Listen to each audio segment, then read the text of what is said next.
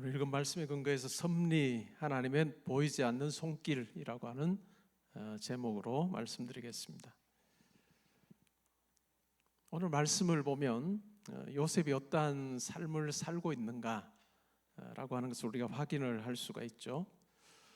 요셉의 형들의 경우는 어떨까요? 요셉의 형들의 경우는 애굽에서 살면서도 걱정거리가 있어요. 인생에서 이건 풀어야 되는데 자기들이 풀기에는 너무 어렵다 생각하는 걱정거리가 있습니다. 그게 뭘까요?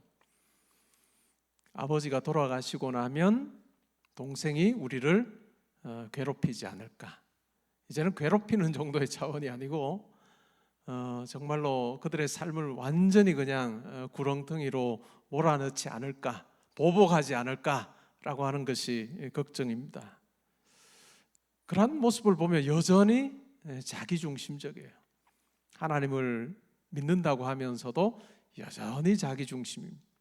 그러니까 그 문제를 해결하는 방식도 그냥 자기중심이에요. 내가 그렇게 되지 않을까라고 하는 염려, 걱정 가지고 사는 거죠. 근데 요셉의 경우를 보면 완전히 달라요. 그래서 오늘 말씀을 통해서 그 부분을 우리가 좀 생각을 해보기를 원하는데요. 야곱이 147세에 죽습니다. 애굽으로 내려갈 때가 130세죠. 거기서 17년을 살고 죽습니다. 아버지가 죽자 형들은 두려워합니다. 요셉을 두려워하죠. 그리고 이전 일로 인해서 보복하지 않을까라고 하는 두려움이 그들 가운데 아주 강하게 자리를 잡고 있습니다. 창세기 50장 15절부터 17절에 보면 이런 내용이 나옵니다. 같이 한번 볼까요? 요셉의 형제들이 그들의 아버지가 죽었음을 보고 말하되, 뭐라고 말합니까? 요셉이 혹시 우리를 미워하여 우리가 그에게 행한 모든 악을 다 갚지나 아니할까라고 그렇게 염려하죠. 그러면서 이어서 계속해서 이렇게 이야기하는 내용이 나옵니다. 요셉에게 말을 전하여 이르되, 뭐라고 말합니까? 당신의 아버지가 돌아가시기 전에 명령하여 이르시기를, 너희는 이같이 요셉에게 이르라. 내 형들이 내게 악을 행하였을지라도 이제 바라건대 그들의 허물과 죄를 용서하라 하셨나니. 그 다음에 계속해서 보면요, 당신 아버지의 하나님의 종들인 우리 죄를 이제 용서하소서 하매 요셉이 그들이 그에게 하는 말을 들을 때에 울었더라. 이 형들이 와서 하는 이야기를 보면 두려움과 가지고요, 아버지가 살아있을 때 꼭 이 이야기 하라고 했다 하면서 이제 아버지에게 기대서 이야기를 합니다. 그래서 아버지가 하시는 말씀이 뭐냐 하면, 내 형들이 내게 악을 행하였을지라도 이제 바라건대 그들의 허물과 죄를 용서하라 라고 그렇게 하셨다라고 그렇게 이야기합니다. 그러면서 당신의 아버지의 하나님의 종들인 우리 죄를 용서해 달라라고 그렇게 부탁을 합니다. 자기들을 완전히 낮춥니다. 당신 아버지의, 그러니까 계속 하는 이야기를 보면 아버지에게 계속 기대어 있는 거예요. 당신 아버지의 하나님의 종들인 우리 죄를 용서해 달라라고 그렇게 이야기합니다. 그 이야기를 들었던 그러면서 요셉 앞에서 우리는 당신의 종들입니다 이렇게 이야기합니다. 그러자 요셉이 뭐라고 이야기합니까? 두려워하지 마소서. 내가 하나님을 대신하겠습니까?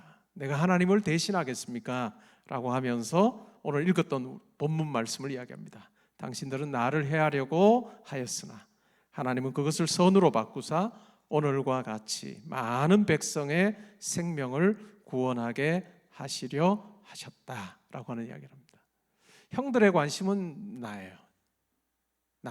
내가 어떻게 안전하게 지낼 수 있을까라고 하는 것이 그들의 관심입니다.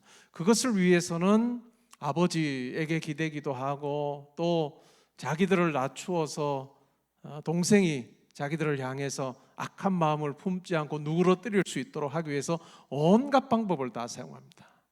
근데 요셉의 경우는 완전히 달라요. 요셉의 경우에는 어떻습니까? 하나님의 관점에서 이 문제를 풀어가고 있습니다.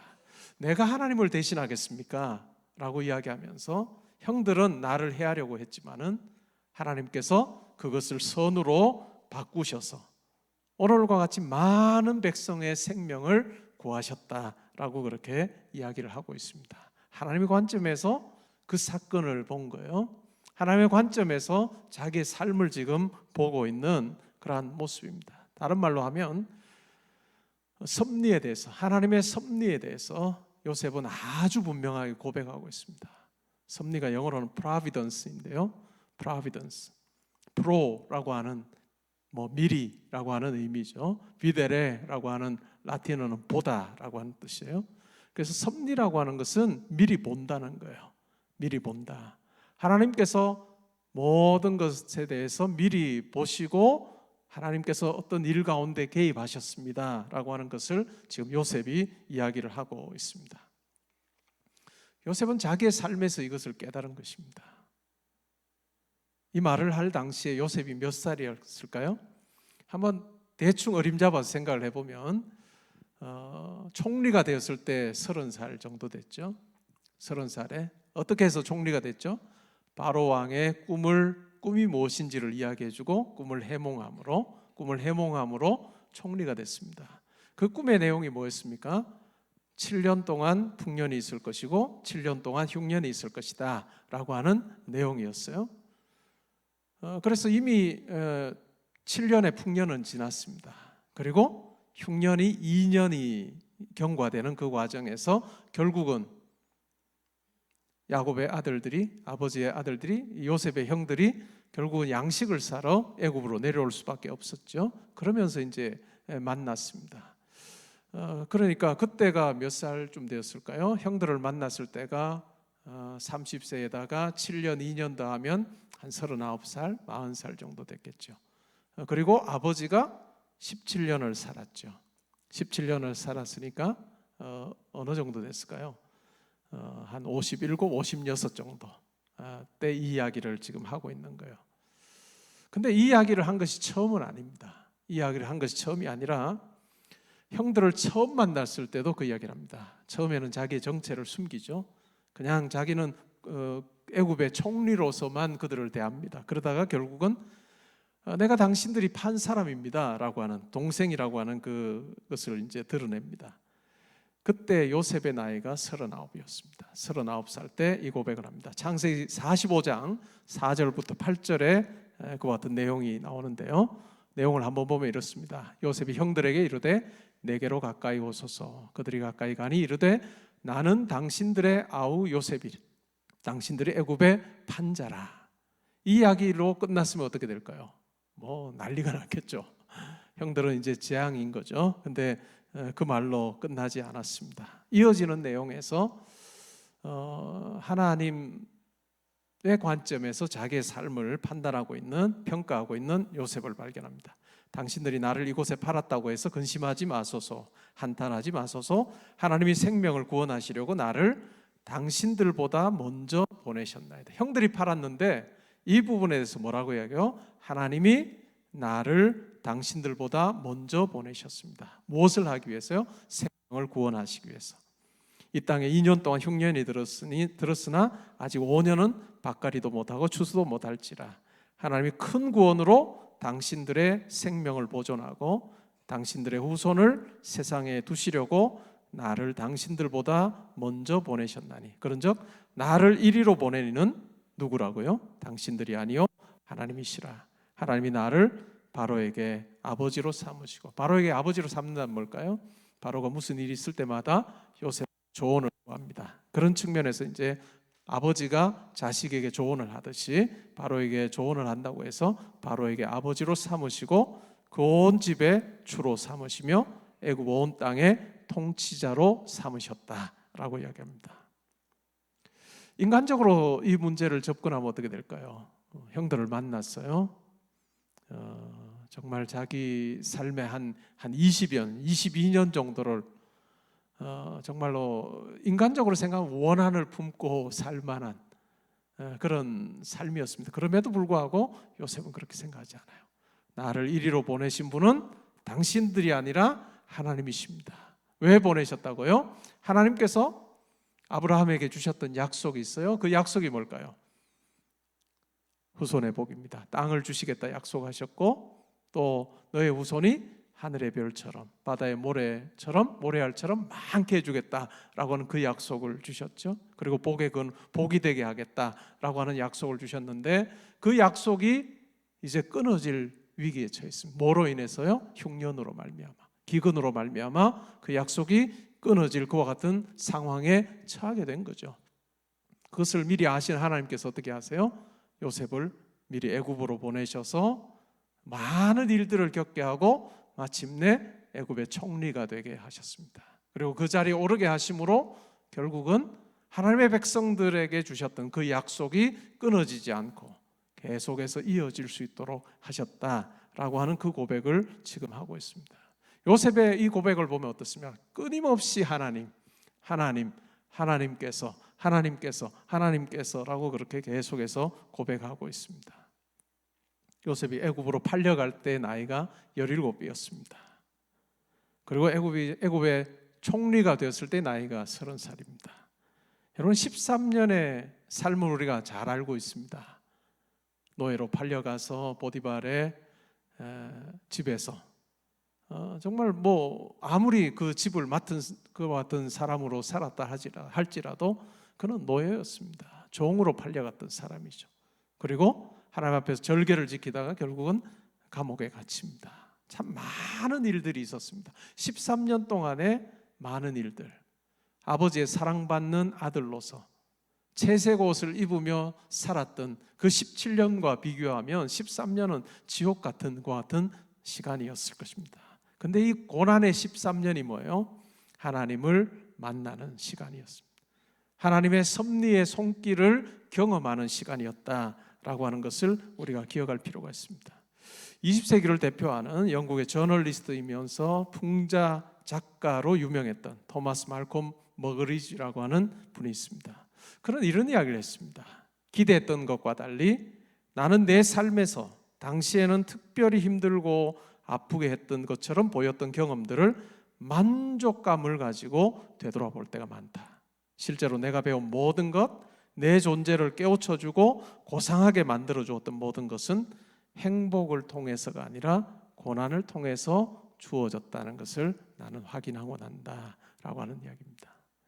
여러분 우리 삶에 보면 다 고난이 있습니다. 다 실패가 있고요. 또 아픔들이 우리 가운데 다 있습니다. 이러한 때 우리는 어떤 방식으로 접근하고 있는가라고 하는 것을 확인하는 것은 매우 중요해요. 요셉의 형들은 어떻게 접근하고 있습니까? 그것만 보이는 거예요. 그 상황만 보이는 거예요. 요셉의 형들은 뭐 보지 않아도 뻔하겠죠. 우리 아버지가 돌아가시면 안 되는데 왜 안 돼요? 아버지를 위해서? 물론 아버지를 위해서도 그랬을 수 있겠지만 자기들을 위해서 아버지 돌아가면 재앙의 날이 온다고 생각을 했기 때문에 눈에 보이는 것만 보면서 삽니다. 근데 요셉은 어때요?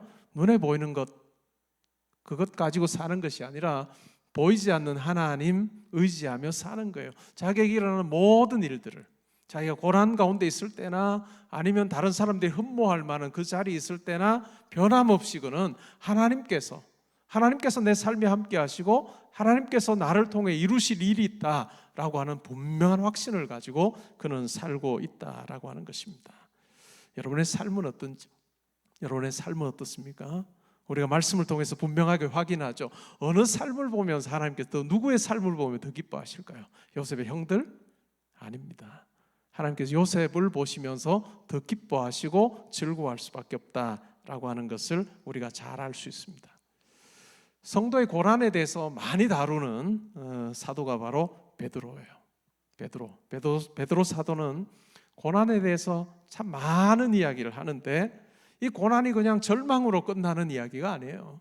베드로의 고백을 보면 이야기를 보면요. 베드로전서 1장 6절부터 9절에서 베드로는 이렇게 말합니다. 그러므로 너희가 이제 여러 가지 시험으로 말미암아 잠깐 근심하게 되지 않을 수 없으나 어떻게 하라고요? 오히려 크게 기뻐하는도다. 너희 믿음의 확실함은 불로 연단하여도 없어질 금보다 더 귀하여 예수 그리스도께서 나타나실 때에 칭찬과 영광과 존귀를 얻게 할 것이니라. 예수를 너희가 보지 못하였으나 사랑하는도다. 이제도 보지 못하나 믿고 말할 수 없는 영광스러운 즐거움으로 기뻐하니 믿음의 결국 곧 영혼의 구원을 받음이라. 고난 중에도, 어려움 중에도 오히려 더 크게 기뻐하는 성도의 삶에 대해서 이야기하면서 이러한 삶이야말로 하나님께서 칭찬하시고 영광 가운데 존귀하게 하시는 그와 같은 모습이다라고 담대하게 이야기를 합니다. 그러면서 결국 우리의 삶이라고 하는 게 뭐냐, 우리 성도의 삶이라고 하는 것이 뭐냐, 그것은 시험이 있느냐 고난이 있느냐 없느냐의 문제가 아니라 과연 우리 삶에서 하나님께서 우리를 통해 보기를 원하시는 영혼의 구원의 그 모습을 우리의 삶 가운데 누리면서 살고 있느냐 아니냐라고 하는 것을 확인하며 살라라고 하는 이야기를 하고 있습니다. 베드로전서 5장 10절에서도 이렇게 말해요. 모든 은혜의 하나님 곧 그리스도 안에서 우리를 부르사 자기의 영원한 영광에 들어가게 하시니가 잠깐 고난을 당한 너희를 친히 어떻게 하시고요? 온전하게 하시며 굳건하게 하시며 강하게 하시며 털을 견고하게 하시리라. 고난 가운데 있는 성도들을 하나님께서 어떻게 하신다고요? 온전하게 하시고 굳건하게 하시고 강하게 하시고 털을 견고하게 하신다. 그렇게 생각하면 뭘까요? 이 고난이라고 하는 것은 오히려 우리에게 하나님께서 허락하신 선물이라 할 수 있습니다. 이 고난을 고난 그대로 성경적으로 하나님의 관점에서 우리가 받고 해석하기 시작할 때 이 고난을 통해서 오히려 하나님께서는 우리를 더 온전하게 하시고 굳건하게 하시고 강하게 하시고 털을 견고하게 하신다. 우리 기도의 자리에서 이 경험을 해야 되는 거예요. 우리 성도님들 중에 뭐 어떤 문제로 인해서 하나님 앞에 기도해야 되는 상황들이 있을 거예요. 기도할 상황이 없는 성도는 거의 없을 겁니다. 아니, 없을 겁니다. 그런 성도는 우리가 천국에 가서나 경험할 일이지, 목사님 저 기도할 게 없습니다, 이런 성도는 아무도 없어요. 다 기도할 게 있습니다. 근데 그 기도의 내용을 가지고 하나님 제가 이렇게 힘들어요, 제가 아파요, 이 관점에서 접근하지 말고, 이 정말 어려움 해결해 주세요, 이 관점에서 하지 말고 이 일 가운데 하나님께서 함께 해 주십시오. 그래서 온전하게 하시고 굳건하게 하시고 강하게 하시고 털을 견고하게 하시고. 사업하시는 분들 계신가요? 요즘 사업 쉽지 않죠. 다 쉽지 않다고 해요, 그렇죠?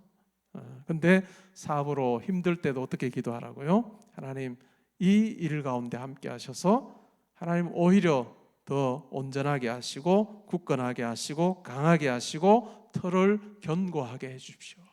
병 중에 있는 성도님들이 있습니까?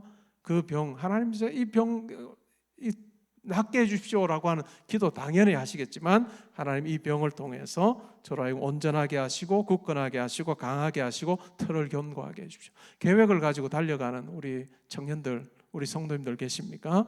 하나님 이 일이 이루어지게 해주십시오라고 하는 기도 물론 하겠죠. 그러나 그 정도 차원에서 끝내지 말고 어떻게 하라고요? 온전하게 하시고 굳건하게 하시고 강하게 하시고 털을 견고하게 해주십시오. 하나님 저의 다름박질이 저의 수고로 아름답게 세워지는 그 정도의 것이 아니라 하나님께서 함께 해주심으로 온전하게 하시고 굳건하게 하시고 강하게 하시고 털을 견고하게 해주십시오. 여러분 베드로전서 5장 10절 말씀을 여러분 외우십시오. 암송해 보십시오. 그럴 때 하나님께서 여러분들에게 허락하신 그 은혜가 말씀을 통해서 확 밀려오는 것을 경험하게 될 거예요. 그렇기 때문에 베드로 사도가 이렇게 얘기합니다. 4장 12절에서 사랑하는 자들아 너희를 연단하려고 오는 불시험을 이상한 일 당하는 것 같이 이상히 여기지 말아라. 오히려 그 가운데 하나님의 계획하심이 있다라고 하는 이야기를 하고 있습니다. 시편에 보면 시인도 그와 같은 유사한 이야기를 합니다. 시편 119편 17절에 보면 이렇게 말합니다. 고난당한 것이 내게 유익이라 이로 말미암아 내가 주의 율례들을 배우게 되었나이다. 고난 중에 하나님을 만나는 거예요. 하나님의 뜻을 깨닫는 거예요. 이것을 베드로전서의 표현을 가지고 하면 뭘까요? 온전하게 하시고 굳건하게 하시고 강하게 하시고 털을 견고하게 하시는 하나님을 내가 만났습니다 라고 그렇게 고백하는 것입니다. 시편 119편 141절도 마찬가지예요. 내가 미천하에 멸시를 당하나 주의 법도를 잊지 아니하였나이다. 어제 욥기가 끝났을 텐데요, 3장씩 읽으신 분은 욥기 어제 끝났겠죠. 욥기의 유명한 구절, 욥기 23장 10절에서도 이렇게 말합니다. 그러나 내가 가는 길을 그가 아시나니 그가 나를 단련하신 후에는 내가 순금같이 되어 나오리라 라고 그렇게 고백하고 있습니다. 성도에게 고난, 하나님의 보이지 않는 손이 함께하고 있는 것입니다. 우리는 그 고난의 자리에서 희미하게 만났던 하나님, 알고 있었던 하나님을 아주 또렷하게 만납니다. 그러면서 내 삶의 기초가 어떠한가를 우리는 경험하고 확인하게 돼요. 내가 과연 하나님 나라 그리고 그분의 영광을 위해서 내가 살고 있는가, 아니면 나를 위해서 살아왔던가 하는 부분을 우리는 점검하게 됩니다. 사랑하는 성도 여러분, 여러분의 삶을 건시안적으로 보시지 않으면 좋겠어요. 여러분의 삶을 그냥 겉으로 드러난 것만 가지고 내 삶이 이러하다 저러하다 하지 말고, 그 겉으로 드러난 것 아래에 있는 여러분의 인생의 기초가 어떠한가, 그 부분을 여러분이 잘 점검해 보시면 좋겠습니다. 여러분, 오늘 기도의 자리에서 여러분 기도의 제목 가지고 하나님 어떤 문제 가지고 하나님 앞에 나가는 성도님들이 있을 거예요. 여러분의 문제를 그대로 아뢰십시오. 말씀드리십시오. 그런데 하나님 왜 저에게 이런 문제를 허락하십니까? 이런 일을 허락하십니까? 하고 오래 기도해도 답이 안 주어질 수도 있어요. 하나님 왜 저에게 주실 수도 있고 안 주실 수도 있는데 그것 가지고 기도하지 말고요. 하나님 왜 저에게는 이런 일이 벌어집니까? 답하시지 않을 수도 있는 그 기도 제목 가지고 기도하지 말고, 때로는 하늘나라 가서 내가 이것 때문에 이랬구나 이렇게 알아야 되는 문제도 있거든요. 하나님께서 가르쳐 주실 때도 있지만 안 가르쳐 주시고 그냥 일이 진행되게 하실 때도 많아요. 아니면 20년 뒤에 가르쳐 주실 수도 있는데 오늘 이렇게 기도의 자리에 나와서 왜 묻지 마시고 그냥 하나님 제가 이러한 상황 가운데 있습니다. 근데 하나님께서 이 일 가운데 함께 해주실 줄 믿습니다. 온전하게 하시고 강하게 하시고 털을 견고하게 하시는 하나님을 만나는 그런 기회가 되기를 바랍니다 라고 하는 그 마음으로 한번 기도해 보십시오. 그냥 내 관점에서 이 문제가 나에게서 해결되기를, 없어지기를 이라고 하는 그 차원에서만 말고, 하나님께서 이 일을 통해서 뭘 이루시기를 원하시는지, 나를 어떻게 다듬어 가기를 원하시는지를 한번 생각해 보는 그런 시간이 되면 좋겠습니다. 우리 하나님께서 베푸신 은혜를 잊지 않는 것이 가장 중요해요. 시편 143편 5절부터 6절에 이렇게 시인이 말하죠. 내가 옛날을 기억하고 주의 모든 행하신 것을 읊조리며 주의 손이 행하는 일을 생각하고 주를 향하여 손을 펴고 내 영혼이 마른 땅같이 주를 사모하나이다 라고 그렇게 고백하고 있습니다. 기억하고 읊조리고 생각하는, 하나님께서 여러분들에게 베푸신 그 은혜를 기억하고 읊조리고 생각하면서 여러분들이 지금 서 있는 그 자리를 한번 잘 살펴보십시오. 여러분, 기도의 자리는요, 우리가 하는 이 기도는 결코 내가 서 있는 그 땅 위에 뭐 어떤 건물 내가 올릴 거냐라고 하는 그런 의미의 기도가 아니에요. 실제로 우리 기도를 통해서 내 인생의 기초를 다지는 것입니다. 기도를 통해서 하나님을 만나면 어떻게 될까요?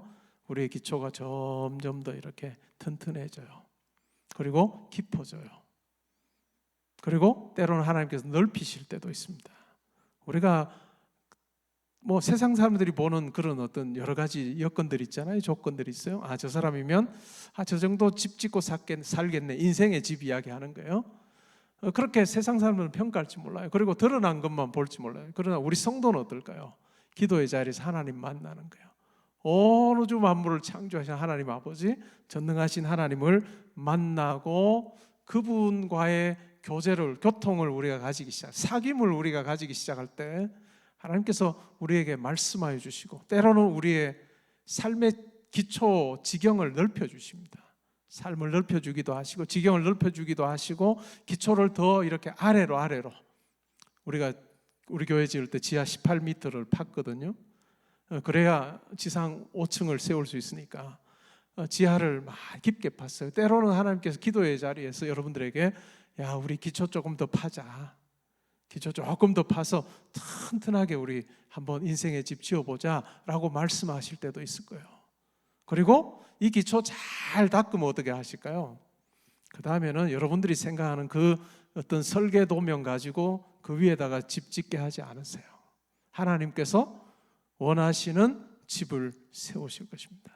하나님께서 원하시는, 여러분들이 상상하지도 못했던, 여러분들이 꿈꾸지도 못했던 그 놀라운, 정말 아름다운 것을 가지고 하나님께서 여러분들에게 세워가시고, 기도의 자리에 그 체험도 하시면 좋겠어요.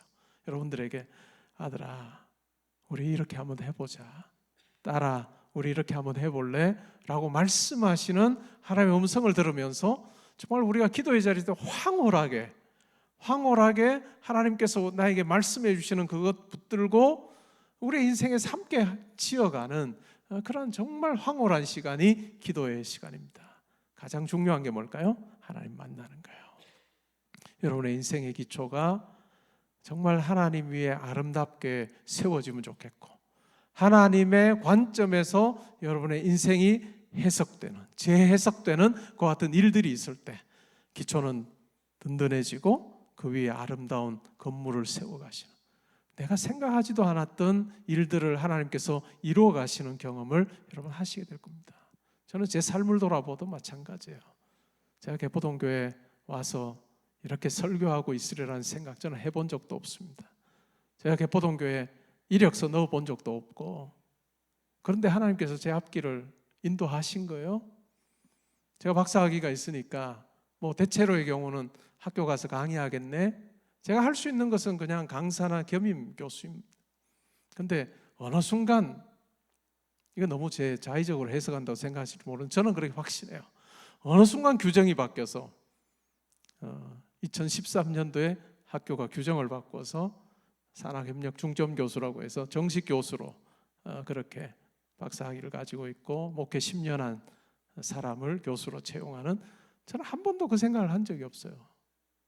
제 머리에서 나온 것도 아니고 학교에서 연락 와서 이번에 한번 지원하면 좋겠다 하는 전화 받고 제가 지원을 했고 5월 달에 10년 근속했다고 패도 받았습니다. 우리가 꾸려가는, 우리가 계획한 대로 상상한 대로 만들어가는 삶이 아니라 하나님께서 기뻐하시는 대로 이끄는 삶입니다. 제가 여러분들에게 항상 말씀드리지만 여러분의 경우의 수 가지고 이게 되냐 안 되냐, 한번 뒤집었다가 엎었다가 뒤집었다가 엎었다가 그거 하지 말고 하나님 앞에 그냥 툭 맡겨놓고 하나님 제 삶 하나님 원하시는 대로 한번 써보십시오. 저는 준비가 되어 있습니다. 그렇게 한번 기도해 보십시오. 그러면 하나님께서 정말 여러분의 삶을 멋지게 사용하시되 여러분이 바라거나 꿈꾸거나 생각하는 보다 더 아름다운 삶으로 살게 하셔서 그것이 하나님이 영광 받으시는, 하나님께서 기뻐하시는 것이 되게 하시는 일이 될 것입니다. 때로는 내 인생 이제 너무 많이 살았어요. 나 이제 뭐 꿈도 없고 계획, 아니에요. 있을 겁니다 아마. 여러분 가끔 기사 보면요, 땅이 이렇게 4m 정도 되는 땅에 기가 막힌 건물을 올린 걸 봤어요. 여러분의 인생에 저에게 남아있는 땅이 별로 없습니다, 제 인생에 뭘 세울 만한 게 없습니다, 그런 분 있습니까? 아니에요. 하나님 앞에 기도하며 나아가면요 그것 위에 엄청나게 예쁜 것 올리실 수 있다는 거. 그래서 이 자리에 있는 우리 모든 성도님들 그냥 문제에 집착하지 말고 하나님의 관점에서 하나님께서 내 인생 한 번밖에 없는 내 인생 가운데 어떤 일을 행하기를 원하시는지, 하나님께서 저를 데리고 이렇게 춤추시는 그 경험을 제가 해보기를 원합니다. 하나님 그 간절한 소원함 가지고 하나님 앞에 나아가서 기도의 자리에서 여러분들에게 말 걸어오시는 하나님, 말씀하시는 하나님을 만나는 여러분 되어서 정말 기초가 든든해지고 더 아름다운 것들이 많이 세워지는 그런 복된 삶 사시기를 주님의 이름으로 축복합니다. 아멘.